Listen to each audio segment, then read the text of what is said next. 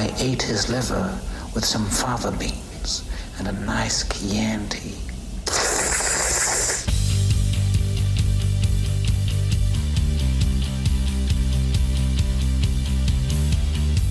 I love the feeling when we lift off, watching the world so small below. I love the dreaming when I think of the safety in the clouds out my window. I wonder what keeps us so high up. Hey everybody, welcome back to What the Hell Happened to Them? A title fight is brewing. That's right, this season, Eddie Murphy versus Jim Carrey. I am your host, Patrick Skeyhill, and joining me on the line is a cannibal, Hannibal Lecter, Joe Vekeman. Hi, I'm a cannibal. And your name is Hannibal Lecter. My name is Hannibal Lecter. Ignore the fact that I also called you Joe Vekeman. That's your street name. Thank you. Secretly, you work for the cops and you solve crimes, and your name is Hannibal Lecter. That show is good. Okay. And on the audio boards is Liv Aaron. So they're reminding me to remind you that you can email the cast at whathappenedtothamcast@gmail.com. And our sponsor this week is meat. Any kind of meat. Interesting. It's all Any good. kind of meat. Yes, your whole family, they're all made out of meat. All right, Joe. This week we're doing the Dirty Dozen. No, that's not right. We're doing we're doing the unkempt unmentionables. No, that's not it either. What are we doing this week, Joe? We watched Anna Lily Amirpour's The Bad Batch. Yes, let me tell you, as the credits were going by, I was like, whoa, a girl walks home alone at night, lady? This is going to be great. Yeah, where's Jim Carrey's name in these credits? Yes, definitely not there. Oh, it's because he's a silent performance? Jim Carrey has a silent performance where he barely emotes? The fuck is this? What? No. I hated this. What is this? Well, you should give us a description. Tell me how much you loved it. Tell me how much you loved. I was waiting for you to fucking love this Will one. you just tell the audience what the movie is about? All right. Well, don't play with your food. That's the tagline. I get it. Terrible. After being exiled to a fenced-off wasteland. Why? From what? Who? Nothing. We are told nothing. Joe. Nothing. Joe. Arlen is kidnapped by a group of cannibals and goes on a journey to reunite a missing girl with her father after she kills the mother. Joe. Why? You settle down? What's going on? Why does nothing makes sense? Why does Keanu Reeves go on like a 15-minute monologue about poop? I fucking hated this movie. And I started watching this like when it came out and I was like, pass. But I didn't know how much I was going to hate this movie. All right. It was so long and so aimless and had nothing to say at all. Okay. What you talked about your Letterboxd review you didn't want me to see. So what is your review? Well, first of all, I just want to say I liked her last movie, the girl who walks home alone at night or something, right? Yes, her international breakout film. I like that movie quite a lot. Okay. And this is her direct follow-up. And she got Jim Carrey. Did Jim Carrey was it? All right, we'll get into Jim Carrey later. She got Keanu Reeves.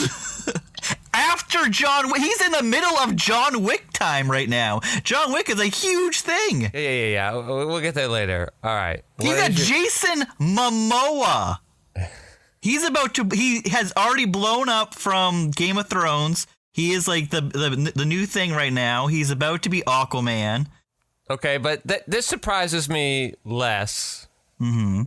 Because, yeah, all right, he's big in TV, sure. She's got Giovanni Ribisi.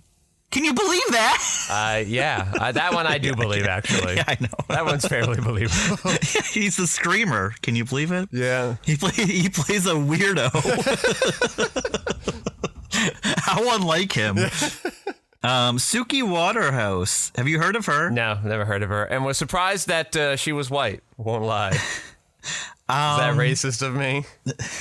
No. Is one of her parents Suki's just a weird white lady name? Are we allowed to name our white people Suki? Is that appropriation? I don't know. But she is presently engaged and the, I believe, mother of Robert Pattinson's child. She is the baby mama of Robert Pattinson. He watched The Bad Batch and he's like, I got to get her number.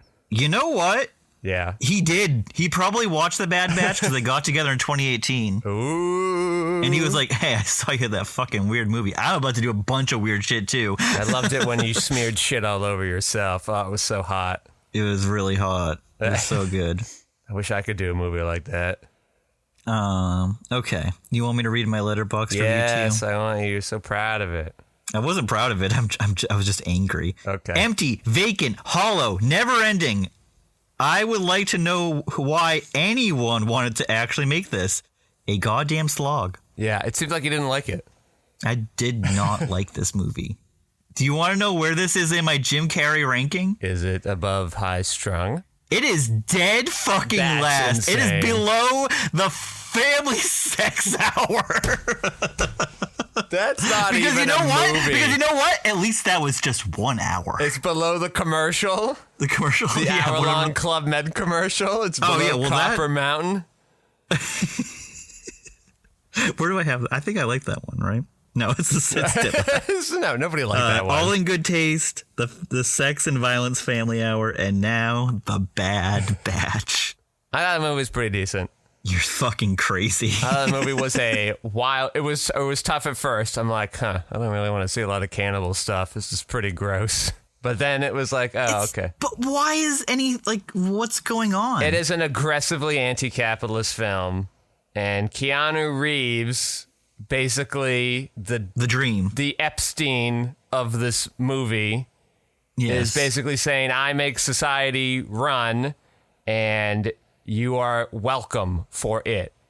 All the crap that you have to go through, small price to pay, so you can take a shit in the toilet. And this woman, both the director and this main character, as I think I can guess from the two movies, is aggressively counterculture, aggressively punk, and so she's like, I'll have a lady fall in love with her cannibal captor, because they're both these outsiders, don't belong anywhere. You know, not the cleanest. I think her other movie's better, but this was a fun ride, because I certainly couldn't guess where anything was going at any time.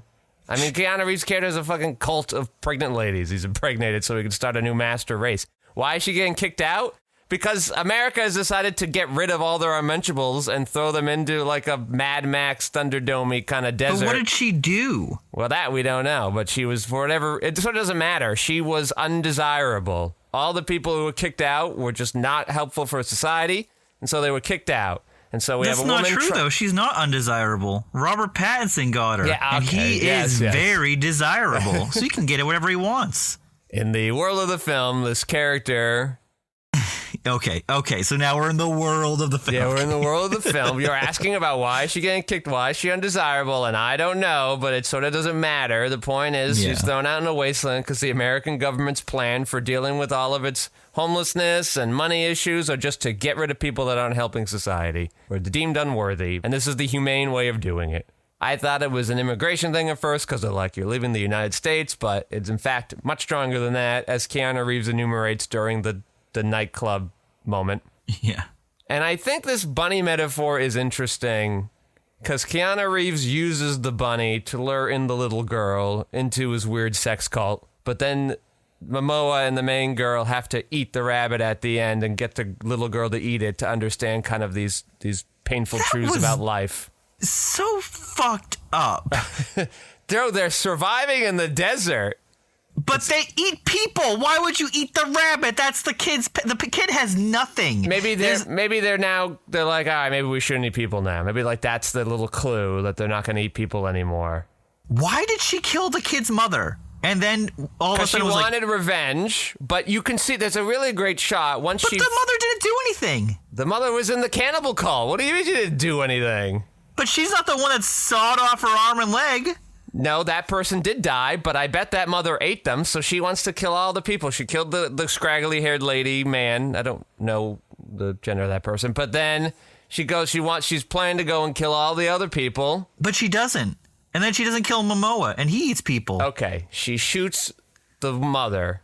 Yes. And then in the head, in front of the kid. The camera is focused on the gun.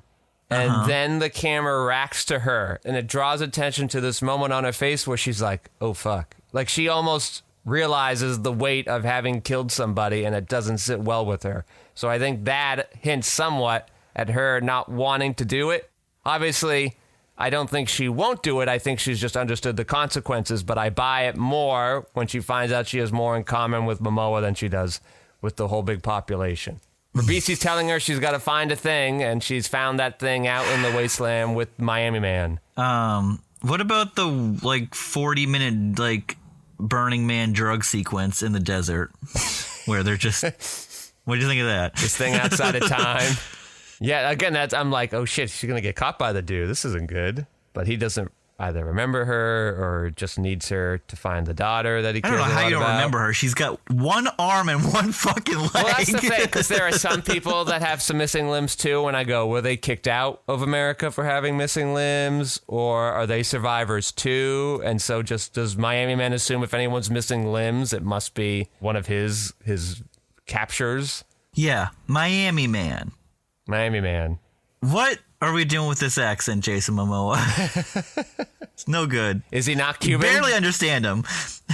I had to put subtitles on. I don't know. Okay.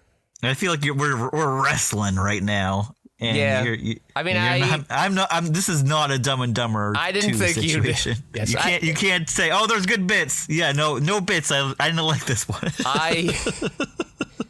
Dumb and Dumber 2, you're like, that's a stupid, I don't like it. I say, okay. A movie about a woman falling in love with her cannibal captor. I go, yeah, I can see why it'd be a tough sell for a lot of people. I was bored. It's like aggressively annoyed. punk. It's aggressively in your face. It's aggressively antagonistic. Yeah, I guess I felt my age and where I am in my life right now. I thought it was cool. I thought it was neat. She fell in love with the guy at the end. I go like, wow, that's a big middle finger. I love it. Good work, Anna. So we got to talk about this Jim Carrey performance because I was waiting for him and I was looking around and I'm like, what kind of crazy hairdo is he gonna have? Because I'm just like, what kind of suspenders is he wearing? I don't know. I know. What's he gonna be doing? Like, oh shit, is he gonna be one of the cannibals? This will be insane! Wow, what a weird movie. Nope. Plays a hermit who doesn't talk. Well, yeah, once she gets rescued by that homeless guy, I go, yes. This feels like it might, like Jim was on set for like a day and a half. Like, we're not seeing the homeless man's face at all. This has to be Jim. Maybe 2 days. And guess what? The movie was shot in 28. I get how this could be shot in 28 days. You got these stars and you got to get going. And you're in the desert. Yeah, Momoa, I bet you could have some time with, right? If he's pre-Aquaman, sure. Like I think he's fine, and he's he's number 2 on the call sheet. I think he's fine with it. Right before he starts shooting Aquaman, though, because that movie was enormous. Yeah, so maybe they wouldn't have been able to get him if it had shot any later. Yeah. The Jim Carrey's the crate. Like, did he see A Girl Comes Home Alone at Night? Like, what made him want to do this? You gotta imagine he was like, hey. He's like, wow, I really love that vampire film, Anna. I want to be a silent role in your movie, and also don't credit me, please. Continuing his 2010s of just taking like tiny ass roles. I know, but he does it in. He's a huge fan of Adam McKay. He loved the other guys. He's like, he's got something to say. I can tell. It's just like those 2013 movies all kind of were like adjacent to his wheelhouse. Like I kind of understood it. This is just like so out of left field. It's from a director that is like known, has made a name for herself in cinephile communities, but she's made one other movie. Yes, exactly. She made one other movie, very low budget. It had few screenings in America. It was very annoying to get to. Oh, you saw it in the theater? No, not until recently. Oh, okay. I traveled to Boston to go to the Coolidge Corner Theater. Recently? No. When it came out in 2016 or 2014. Okay. All right. And they were sold out because they, at like 11 in the afternoon, because they were playing it in the theater that they have there that is like 10 seats. No, that's the. And that was the only screening they were having of the movie. No, then eventually I watched it on Netflix, a year or two later. I watched it too. And then they watched it on DVD Netflix. Last summer they had it on at the art theater near me, so I did get to finally see it in a theater. Oh, nice. Anyway. Still hold up? Yeah, it was decent. You certainly noticed the indiness of it, but I'm not going to fault her for that. So how Jim got in the orbit of this thing at all is crazy. Insane. Like what? And his agent was like, all right, yeah, you can do this. What did Jim get paid, like $10? It's the other movie I don't believe has any Hollywood actors. Yes, nothing. No. Oh, wait, hold on. Marshall Minesh. I would consider him a Hollywood actor. He's been in The Big Lebowski, Pirates of the Caribbean, True Lies. What's this? Shazam, Showtime. Yeah, how high is he in the listings of those films? Is he like number 28? Definitely number 28. But I like that guy. If you've seen his face, you instantly recognize him. I'm sure I would. I thought Jim Carrey really, even though he has no lines, he really doesn't got need lines. into the physicalness of it, which I think is one of Jim's strengths, is his body acting. Yes. I was expecting just a little more emotions from the face, though. Instead, we get a lot of, like, hands. Yeah, but I think that's more valuable. I don't know, just him, like, seeing him walk and feeling like, oh, this is a man whose body is breaking down. Him just walking and trudging back with the snow globe and the way he hands it to Miami Man, I think says way more than I needed from his face. I agree. No, it's just the performance clashes with the movie for me because he's, like, he has like more of a serious role as to like compared to Keanu Reeves, who is absolutely ridiculous in this. Yeah. Yeah. Just like it's just the duality is extremes. He's that guy, that Nick Cage movie, which is like extremely colorful and also post-apocalyptic. What's that movie? Mandy? Maybe, right? Because that movie also has a cult guy. Yeah. Keanu Reeves is like that cult guy in that movie, and who also has a big long monologue in a very colorful room. Oh wait, is it Nick Cage and Keanu Reeves movie? No. Oh. No, Keanu Reeves is playing. I see what you're saying. Okay, he's version. like in the Mandy. Okay, I see what you're talking about. Same kind of vibe.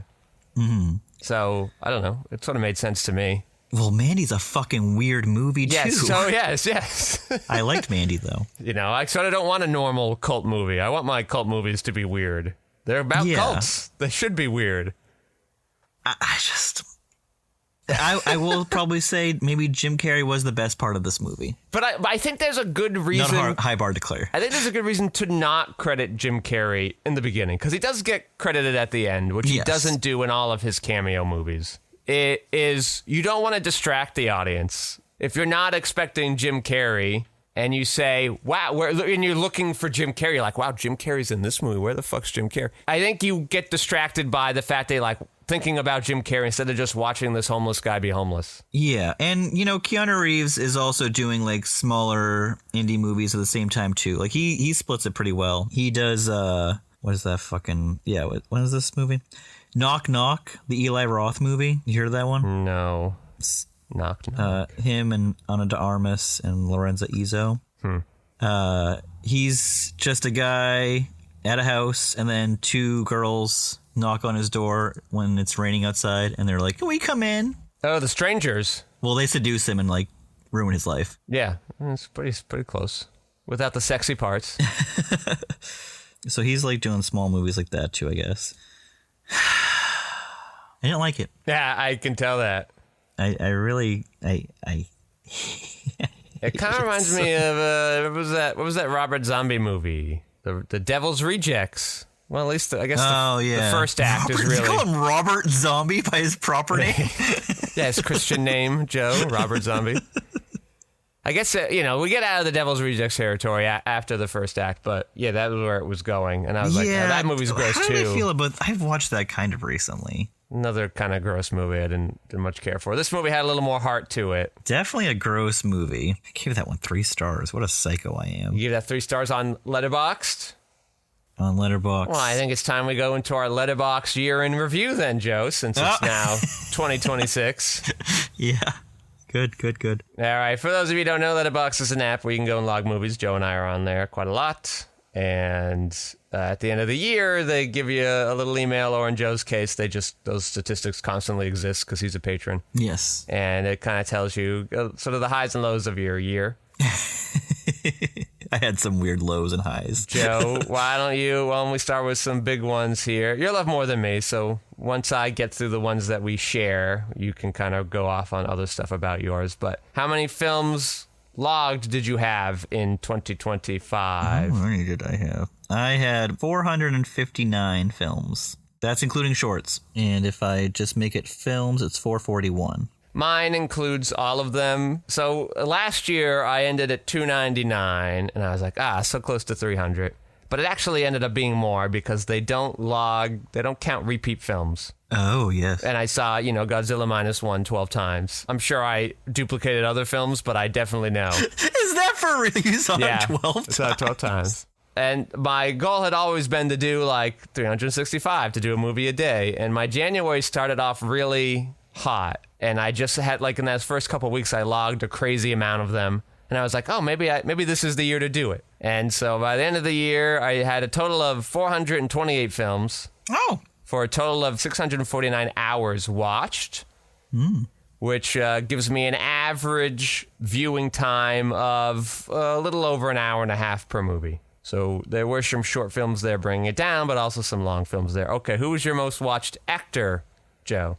I mean, you don't already know? Sometimes you do your weird runs where you just follow an actor. I had one person. I went through all of the Cameron movies Diaz. That's right, Cameron Diaz. Coming up hot on her trails, not really. So I had watched 42 Cameron Diaz movies last year, including all the Shrek movies. Yeah. And the Shrek shorts. Similarly, mine was a Shrek star. My most watched actor was Eddie Murphy. Oh, you had no idea that was... Because at the time, he had more films than Jim Carrey for our podcast. Jim Carrey has overtaken him by a couple films. I had 24 Eddies, because I did some shorts in there, too. I have some amount of Eddies. Most watched director. Who's your most watched director? My most watched director was Joel Coen, because I went through all the blank check movies. But... creeping up on his tail is Gus Van Sant. I watched 9 Gus Van Sant movies. And you know what? Only one movie was a rewatch. I watched 8 new Gus Van Sant movies. My rewatch for Gus Van Sant was To Die For, the Nicole Kidman movie, which is excellent. Okay. My most watched director, Kiyoshi Kurosawa. There was like a week or whatever where I was just like, all right, let me just watch a bunch of his films. I got nothing going on these evenings. I'll just watch a bunch of movies, and was in the mood for some unnerving horror films. And so that's probably how he ended up at the top of the list. I bet there's 8 or 9 in there probably. I liked his short. What was the short? Chime? Chime, yeah, it was good. I'm surprised that your second most watched director has to be Brian Robbins, though. Probably. No, there was like Bob had given me a collection of short films from Svari Barta. I imagine that must be the second most watched one. Oh, it was The Cloud. So Cloud had come out, the Kiyoshi Kurosawa film, and I was like, that was sort of mediocre. Let me watch some of his other films and kind of cleanse the palate there. I want to watch Cloud, though, even though you're not selling it to me. It was decent, just, sort of mediocre for him. All right, top rated films of the year. What are your 3 highly rated 2025 films? Oh, that would be One Battle After Another. Yeah. Begonia. Yeah. Marty Supreme. Okay, yes. It does seem to go in backwards order. Yes. Right? The last 5-star movie of the year, though. I only gave 4 movies 5 stars. Well, I seem to have only given 3 movies 4 stars, and one of them didn't make it on this list. Damn. My last one's No Other Choice, though. Yeah, we have Die My Love, and then before that it was Sorry Baby, and then before that at 3.5 stars, Sinners. Oh, nice. Marty Supreme should be right next to it then, right? Oh yeah, I wonder why that's not on here. Oh, apparently it's come out that Marty Supreme is about to pass One Battle After Another's domestic box office. That was quick. Kind of crazy. All right. What week did you watch the most films? Looks like it was, this is such a cheat. Looks like it was July 21st. Yes, to the 27th, week 30. I watched 19 films, but that is kind of a cheat because there's 1, 2, 3, 4, 5, 6, 7. 7 of those movies are shorts, 3-minute shorts. I have August 18th to the 24th. I watched 23 films. Oh, more importantly, do you have a week where you had no movies logged? No. Every week has at least a movie because we have a podcast, and I always... when the podcast episode comes down, that's when I put the review down. Okay, so it looks like there's a week in April where I was on first shift. Yeah. and I have no movies logged because I would work the morning shift until the afternoon, get my kids, and then spend the day with them not watching movies. And then as soon as they were asleep, I would also go to sleep because I was tired. Because I'd have to wake up in the morning to go to work. So that week I had 0 movies logged, but on the day before that week started, I logged Showtime, and the week after I logged The Adventures of Pluto Nash. So it was right around that time. All right, what was your most watched day of 2025? What day did you log the most films? Yeah, it's a Sunday. 112 films on a Sunday. Mine was Tuesday, 105 films. Damn. A quarter of my films were watched on Tuesday. Very few films watched on Saturday. Saturday and Sunday actually my least watched movie days. Yeah, Saturday and Wednesday are my least watched days. Yeah. 44 films on a Wednesday. That's like recovery day. I'm like tired. I just go to sleep. Hump day. Yeah. With that Camel commercial. Yeah. Hump day. All right, what's your first watch of the year? First movie you watched? Oh, this is so... My first watch of the year was Liar, Liar. Ah, okay. Podcast fan, I see. My first watch, January 2nd, another gift from Bob Scary, a B movie. Hey, well, I finished my year with an animated movie as well. The Simpsons movie. I watched that with my son. Ah, that's very nice. Yeah, First time watching it. My last film, December 31st, watched it on a plane. It's called Tommy.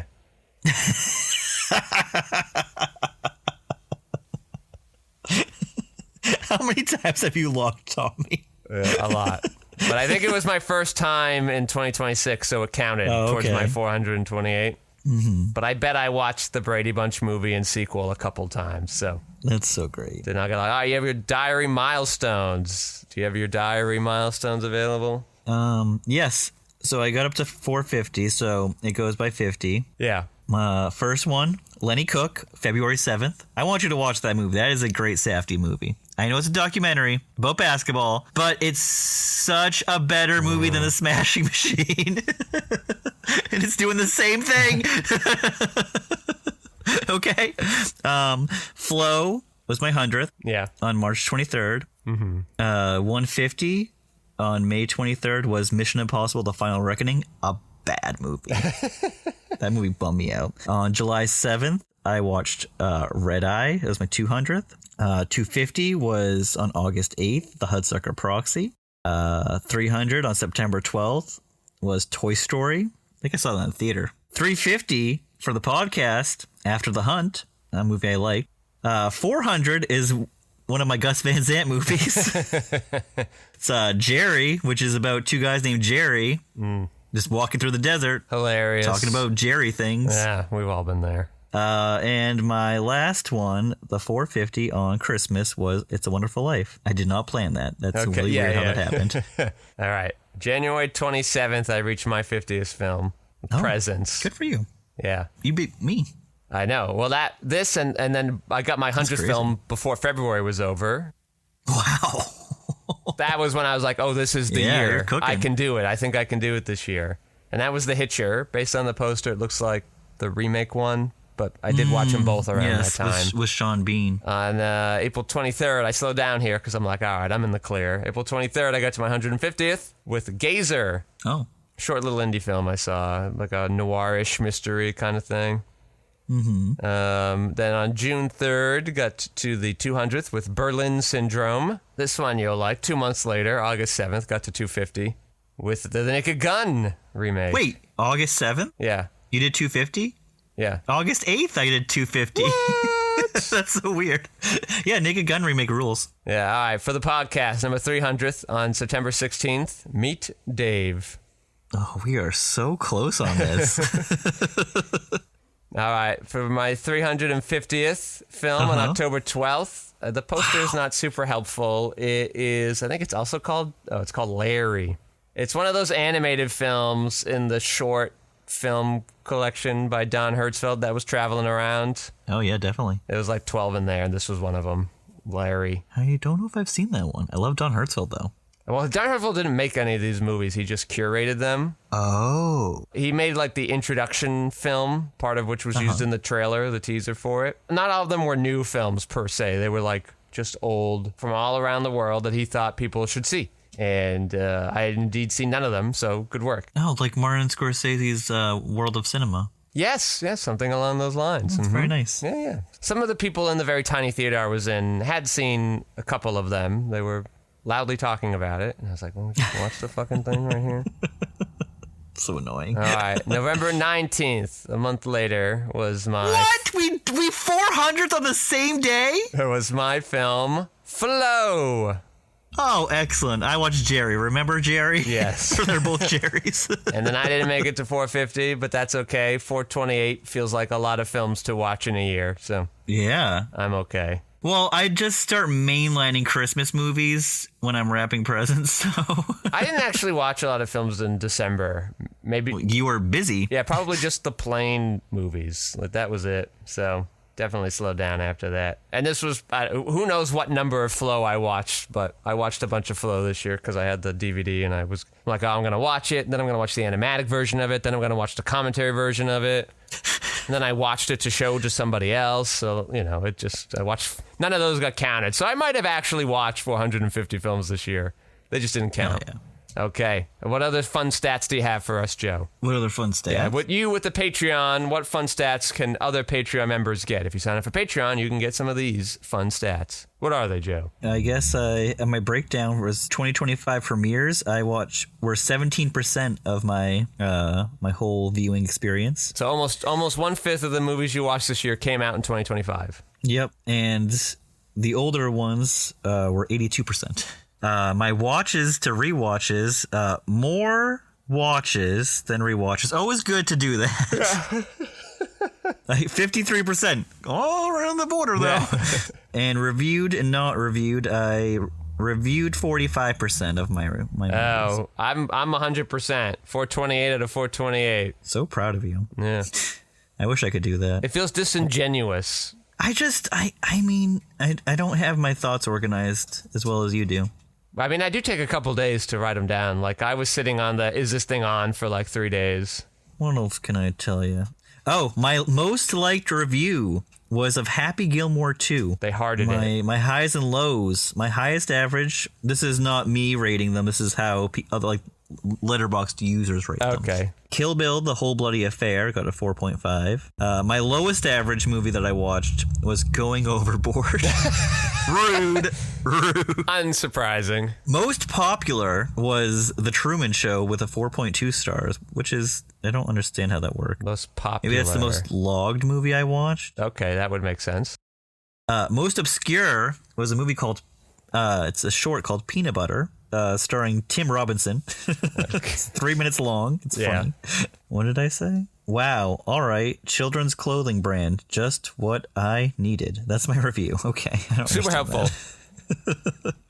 The newest movie, apparently, that I logged was on December 9th. It was Ella McKay. I don't understand that because whatever. I guess that was released after Marty Supreme. Yeah, that Avatar. would make sense. Mm-hmm. Because I saw Avatar after Ella McKay. Yeah. The oldest movie I watched was His Girl Friday. Okay, not even that old, relatively. 1940. That is older than I thought it was. Okay. The longest movie I watched, which isn't really a movie, but it's a documentary compilation. It was the Mr. Scorsese documentary, which I enjoyed. Oh, and just for you, the shortest thing I watched was 2 minutes, and it was called.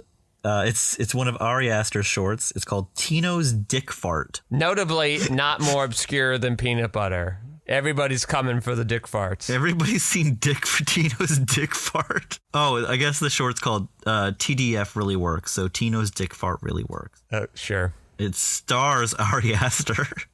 Well, you got to get it made somehow. From 2011, so it's 7 years before he made Hereditary. Yeah. I know he's talked about that.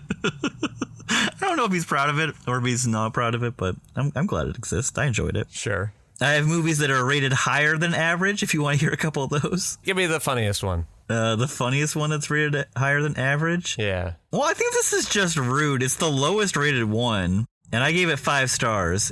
Which is higher than average, which is 2 and a quarter. Okay. This is fucking rude. Hubie Halloween. That's not very nice. Bullshit. That movie's actually good. That movie's better than a 2 1/4 movie.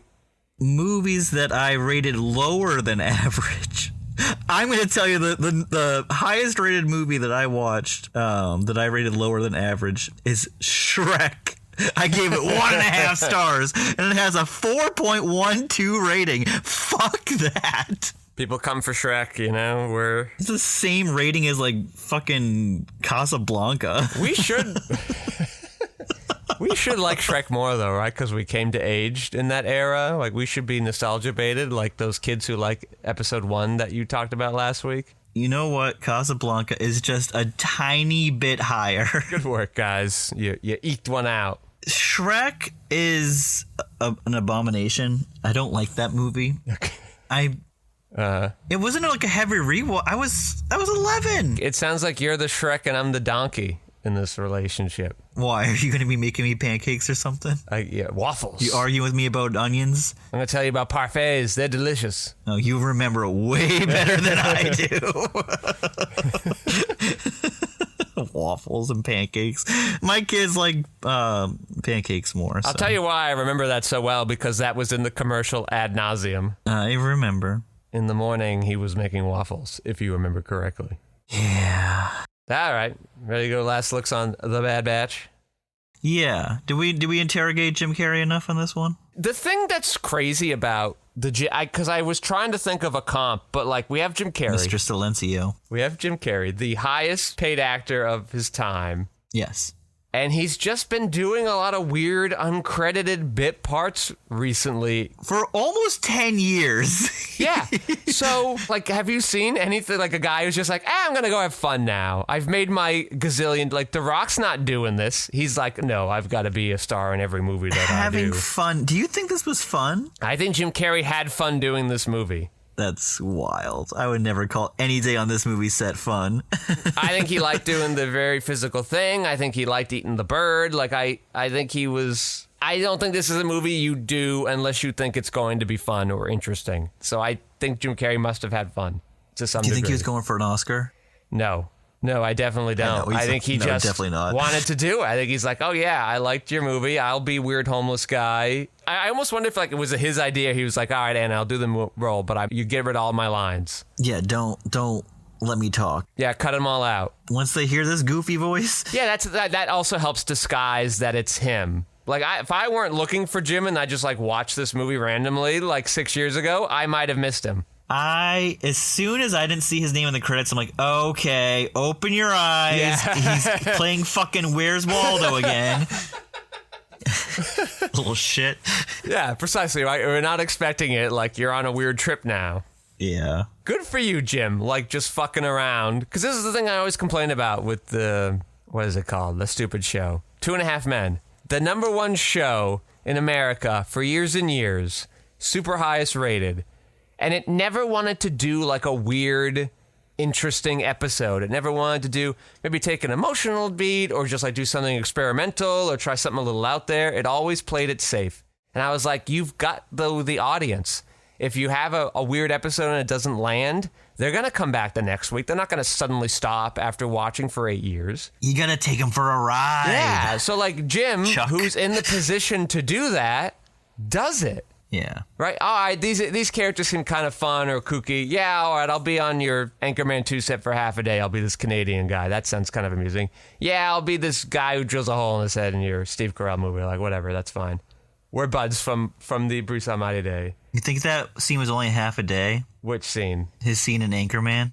It just feels like a couple of days. I bet that scene is a couple of days. I think Jim is done in half a day. Okay. I know it's relatively small, but I don't think most of those groups met with each other. Of course not. Yeah, so I don't think Vince Vaughn was on set with anybody, no matter what. Jim, I believe I saw Marion Cotillard in kind of the battle scene. I specifically did not see Jim, so yeah. Jim was gotten out as quickly as possible. Although we will support the arch of the back that he did. Yes, exactly, right? Even in these bit parts, Jim is like bringing it. So I think he's doing a lot of them by choice. I think he thinks it'll be fun or interesting or just something different, a breath of fresh air. Like, Eddie's not doing this, right? Eddie's doing Mr. Church. Eddie's not working for 4 years instead of like doing fun kooky parts. He's just like, I'll get out of bed when I'm ready. He does Mr. Church 4 years after, what was the last movie he did? 1,000 Words or something like that. Hey, I like that one, kind of. Yeah. Kind of okay. And then, you know what? He's like, fuck it. I'm going back in my hole. See you later. See you never. Yeah, exactly, right? Jim is like stringing us along with these little bit parts, but like, because he can. Because he's already got so many millions of dollars, like whatever. He'll just do another Dumb and Dumber 2 whenever he runs low, and then fuel up, and then do his fun little vacationist movies again, just like his doing a day of work, getting paid a reasonable amount, and whatever. I can't wait for this whole theory of yours to have a big shit taken on it next week. Yeah. I don't understand that. I only know of the poster. Okay. And the synopsis. I just find the choice to do this movie crazy. Absolutely. Even when Adam Makes no sense Sandler to did me. his weird art films, it was to be the star in them, you know? Yeah, don't waste his time. Yeah. Jim Carrey's like, no, I'll do your weird cannibal desert Mad Max movie. I will not speak a word. I will be heavily in makeup and costume, and I will only do gestures, and I will be in it for 5 minutes. The end. Well, like, isn't that crazy? yeah, but also, isn't Jim's box office like absolutely waning at this point? Where Sandler is like, he's the king of the castle. He didn't start losing until Jack and Jill, I think. He had a dominant run of like 10 years. But I think part of Jim's waning box office is that we average in all these weird cameo movies, right? Because like then he goes and does Dumb and Dumber 2, big hit movie again. You know? Big hit. Crazy. So, like, when he's starring in a comedy movie, like, he gets them. When he's uncredited in a Lily-Anna Lepore movie that no one's heard of, yeah, the box office probably not so great for him. Who would have thought? Oh, Crazy. hold on. Let me give you the box office of this one. I'm just hoping it's more than Mr. Church. How much do you think this cost? $10 million. $6 million. Okay, good work, Anna. This was distributed by Neon, and it made a whopping $201,000. Oh, that is less than Mr. Church. That is bad. You know, but they got to advertise Eddie Murphy. Wait, is it less than Mr. Church? Mr. Church was like 650,000 or something. Oh yeah, that's crazy. Yeah, okay. I mean, I also bet this played in far less theaters than Mr. Church. Oh yeah, probably. I don't think this came out near us. I don't remember hearing about this movie. Annapurna Pictures is defunct. Is that still existing? I've generally liked their output. I hope they're not defunct. Yeah, me too. Yeah. You know what their second film was? What? The Master. Yeah, well, that's a good place to start. They also had Killing Them Softly, Zero Dark 30, Spring Breakers, The Grandmaster, Her, American Hustle, Foxcatcher, and this is where it goes off the fucking rails. Terminator Genesis, Joy, Sausage Party, Detroit. There was a through line there, and then it was Terminator and Sausage Party. Like, what? I know. How did you end up there? Then it really just goes all over the place. Like, they're trying to do their prestige with their, like, it's for everybody. They do a fucking Todd Solondz movie, the Wiener Dog one. Have you seen that? No, I've only seen that one you recommended, though. I probably will watch more soonish. Happiness? Yeah. Happiness is so fucked. It was, yeah. It was pretty good. I would say Wiener Dog is all of his movies are really fucked up. Like, Yeah. he really tries to, like, put all the fucking toppings on his movies. Another l'enfant terrible, like our Anna Lily over here. Wiener Dog stars, and then we'll just get off this. Wiener Dog stars Ellen Burstyn, Academy Award winner Kieran Culkin, Julie Delpy, Danny DeVito. I think didn't she also win an Academy Award? Greta Gerwig, Tracy Letts, Sasha Mamet. That's a great cast. It's a very good cast there. Watch that movie. It's 88 minutes, and it's on Prime. What do you got last looks on Bad Batch? Bad Batch. Anything else you want to discredit while you know? Jim does his job. I'm happy for Jim. I just wish that I like this movie more. I like Keanu Reeves. I like Jason Momoa. I don't mind Suki Waterhouse. I've seen her in a couple of things. Happy for her and her her beau. Oh, they're not married yet. They don't believe in that. They're not married yet. They're hippie actors. They don't believe in that. He's too fucking busy to get married. This guy, fucking Bobby Pattinson. Well, you go to a fucking city hall. It's done. It's over. Bobby Pattinson is in like 10 movies this year, including some of the biggest movies like Dune Part 3 and Christopher Nolan's The Odyssey. You think Bobby Pattinson and Bobby Zombie will do a film together at some point? You know what? Wouldn't that be cool? I think Pattinson's up to it. Yeah. I think he would do it. He's like, let's get you out of the direct-to-streaming fucking shithole you're in right now. Let's get you back to those theatrical features. Okay, my last looks. Why does Jim Carrey do this movie? God, I absolutely don't know. I wish I did. Like, if there was ever a movie I wanted to know why Jim did, it would definitely be this. If I could ask Jim one question, Jim, why were you in The Bad Batch? How did that happen? They just don't, they feel poles apart. How is Jim even hearing about this movie? And how is that movie getting in contact with Jim? He's a cinephile. Is he? I don't know. Yeah, we don't know. We don't know. I want to know. All right. Well, I'd like to thank Meat for sponsoring this podcast. Thanks, Meat. Can't get anywhere without Meat. I'd like to thank Lev Emerensler for minding those audio boards and keeping us sound so slippery smooth. I'd like to thank my co-host Joe Vekeman for stopping by. Oh, thank you for having me. And I am your host, Patrick Scale. You can find my features, documentaries, short films, video essays, animations, behind-the-scenes footage, and so much more at QuixoticUnited.com and social media, presumably with a similar sounding name. Thank you all for listening. Joe, say goodnight. Good night. Well, I see a new day. Who's driving this anyway? I picture my own grave, 'cause fear's got a hold on me. Yes, this fear's got a hold on me. Yes, this fear's got a hold on me. So you saw Is This Thing On? Yeah. And I wanted to see that. Okay. It has one more showing, and that's today, and that's it. It's been up for 1 fucking week. Yeah, my Saturday night screening of the movie felt like a Tuesday afternoon audience. You had like 3 people there? I kind of rode a right wave because I went there. I'm like, I don't think I should probably see this sooner rather than later. I don't think a lot of people are going to go see this. But then when I got to the theater, it had like giant posters all around the roof of it, which normally are reserved for like giant blockbuster films. Yeah, like Avatar. Yeah, they have like 8 different posters for the same movie. You know, each one highlights a different character. Yeah. Oh, who are the characters? Okay. Well, they didn't do that for this. It was just like different quotes, different critic quotes and whatever from the thing. So I was like, oh, maybe this is a bigger deal movie than I thought. And then I saw like the no people. But Dimitri was there the other day and his theater was pretty crowded, he said. So I don't know. Maybe it's not a Bellingham thing. No, I mean, there's... let me check. Because I'm trying to figure out what I'm doing today. I haven't slept yet, obviously, but I want to go see that. Because your review was surprisingly glowing. My review was specifically about one cut. That is a reason to go see it. When you seemed a little excited by it.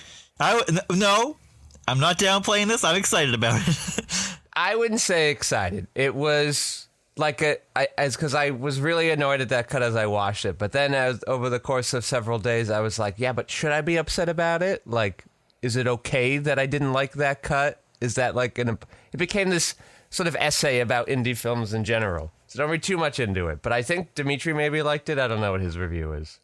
Well, it looks like... So it went down to 2 showings. Okay. On Friday. They're late night showings. They're like 5:45 and 8:40. So I could do the 5:45 if I can't make today. So yeah. Not the end of the... And I'll just watch it probably on streaming. Like the other movie I watched. I watched Song Sung Blue. Ah, Jesus. Uh-huh. I knew it was going to be, like, sad because the lady loses her leg. Yeah. Do you care if I spoil it? Nope, I'm not watching it. Okay. The movie's really depressing. It just, like, there's, like, little spurts of, like, oh, look at them. They're getting the band together. That's fun. Oh, then she gets run over by a fucking car while she's gardening. And I'm like, okay. And I'm, like, waiting for it now because I'm, like, it's, like, it's already in my head. Like, that happens in the movie. It doesn't happen for about, like, 45 minutes in. I'm like, okay. She gets addicted to opioids and like wants to fucking die, and she's like hallucinating. Yeah, Ben is back. Yeah, not good. Just making me really sad. And then in the meantime, Hugh Jackman, they keep like teasing that he's old.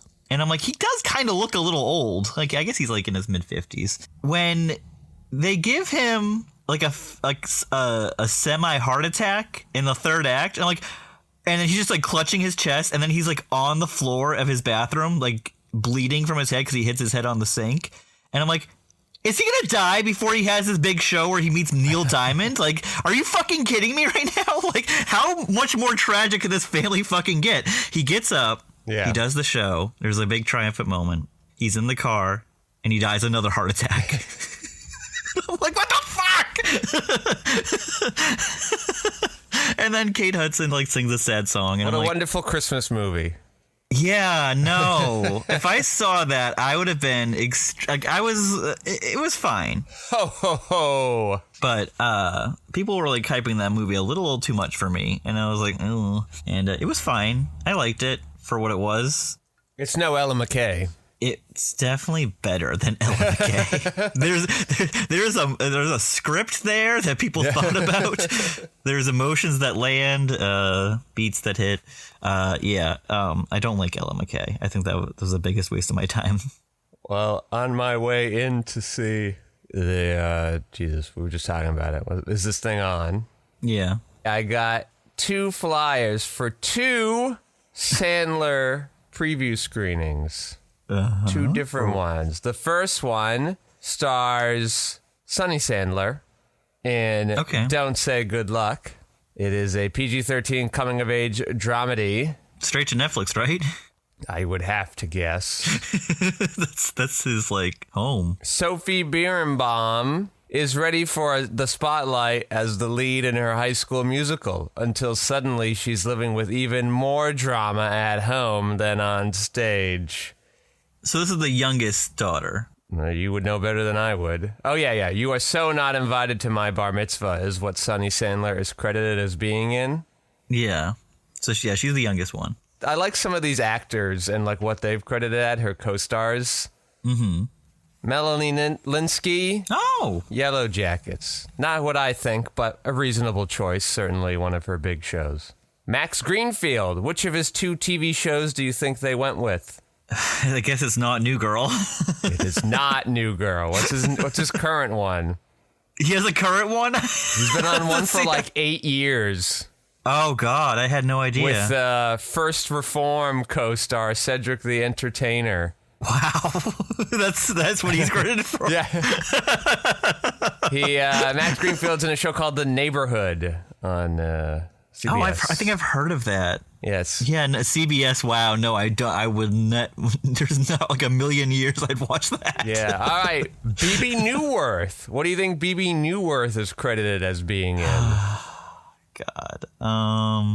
I don't know. Storied actress BB Newworth. Well, it's not Cheers. It's not Frasier. It's not even Jumanji 3, 2, whichever it is. Was she Welcome to the Jungle, or was she the next chapter, whatever it is? She's in the most recent one. The next level. Yeah. Yeah. Cabaret at the Kit Kat Club. BB Newworth. Cabaret at the Kit Kat Club. I have absolutely no idea. I've never heard of this the thing. Kit Kat Club. All right, but now you've got Happy Madison staple, Steve Buscemi. Of course. What's he get credited with? Steve Buscemi. Yeah, in this PG-13 coming-of-age dramedy starring Sonny Sandler. I'm guessing it's not another Sandler movie, which I would have just picked. I would have picked Eddie Sandler. Like, hey, Steve Buscemi's in Big Daddy. Yeah. What do you think they picked? Fargo. Close. Boardwalk Empire. Okay, well, he was the star of that for 5 seasons. You know, that's probably the most, like, time and he's gone on screen. Okay, then the other Sandler film, Roommates, starring Sadie Sandler, also credited with You Are Not Invited to My Bar Mitzvah. Oh, okay. This R-rated young adult comedy, a hopeful and naive college freshman, Devin, asks the cool and confident Celeste to be her roommate, only to see a blossoming friendship spiral into a war of passive aggression. I don't know these people as much. Chloe East. Don't know who she is. Oh, she was just in Says here, Heretic. Hopefully that's what The you're Heretic picking. and The Fabelmans, right? I did not see that either, Joe. What? No, didn't see it. Looked boring. The Fabelmans is not boring. You need to watch. That's a Steven Spielberg movie where he's grappling with his life. Yeah, oh yeah, his very tough, challenging childhood. I don't think he's saying it was tough, but I think he's saying this is an interesting story if you have any like. That's why we're you care all about talking Steven about it Spielberg. all these years later. The Fablemans. I am. Yeah, yes, just you. I love the movie. Yes. Great David Lynch cameo. Sarah Sherman, never heard of her, but I've seen her in the movie they credit her with. I think she's on SNL. Yeah, Saturday Night Live. Oh no, I thought that was the movie they did about Saturday Night Live. That's just called Saturday Night. Yes. Okay, well, she's on Saturday Night Live. Here you go. Okay. Okay, I know this lady, Natasha Lyonne. Of course, American Pie. Yep, nope, that's not what they picked though. Poker Face. Yeah, that's the one. That's the new one. Columbo. Yes, new Columbo. Lady Columbo. Lady Columbo. And, now I took reviews with the Good Wife spinoff, Elspeth, the spinoff Columbo.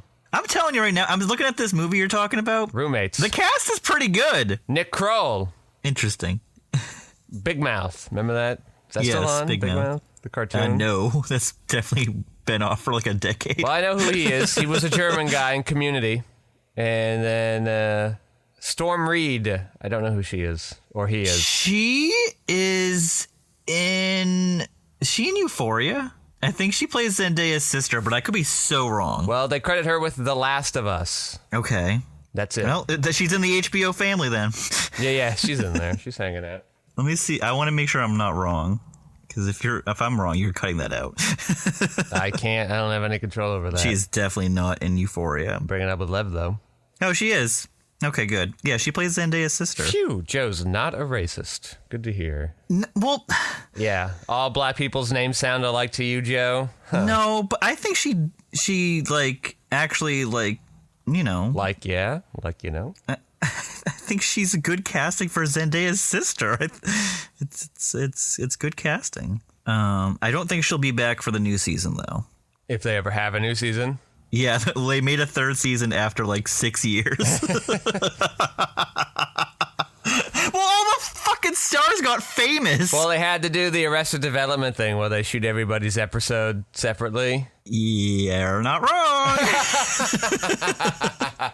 Like, there's interviews where Jacob Elordi's like, yeah, we shot my stuff. I never really saw any of the cast. Yeah. And the funniest thing is, apparently he's supposed to be, like, in a relationship with Sydney Sweeney. And I'm like, you never saw any of the cast, and your, like, girlfriend or whatever is supposed to be, like, one of the most fucking famous people? Is Sydney Sweeney the one with the breasts? Yes. Okay. Yes. That's yeah, there you go. Sure. She's in a smash hit this Christmas called The Housemaid, a movie I told you to go see because it's fun. Well, no. You said, hey, maybe check it out. And I said, okay. And then you sent me the text where you were like, where they were like, oh, it's the movie that had the biggest increase into its second week. Yeah. And then I was like, oh, I guess I should see this. And you're like, well, it's not good, Patrick. So, you know. Well, I don't think you'll like it, but it's a fun so time. that's why I haven't gotten to seeing it yet. And this week I'm busy. I'm doing, I had there's this thing on, and then Monday I was at the Syrian movie, and yesterday I was at the Park Chan-wook movie, and today I'm at the Brazilian movie. You saw no other choice. Yeah, Good. tomorrow Good. I'm at the Middle Eastern movie. Like, it's a very full movie week for me. Wait, what's the Middle Eastern movie? Which one are you seeing? What's it called? By the way, due to my 2 movie passes, I paid for none of these. It feels great. Good. The voice of Hind Rajab. Oh, okay. Yeah, I've heard that's good. Was it good? No, I'm seeing that Thursday. Oh, I thought you already saw it. No. Syrian film yesterday, Brazilian film today, Middle Eastern film. Oh, you're seeing The Secret Agent? Secret Agent. Oh, yeah, I'm so fucking jealous. At 2:00. Enjoy your 3-hour stay. Yes, it's 161 minutes. Here we are. So not quite 3 hours. Well, we should get on to our topic at hand. Yeah, I guess. Right? This, If you want to. Okay. All right. Let me drink the water and we'll go.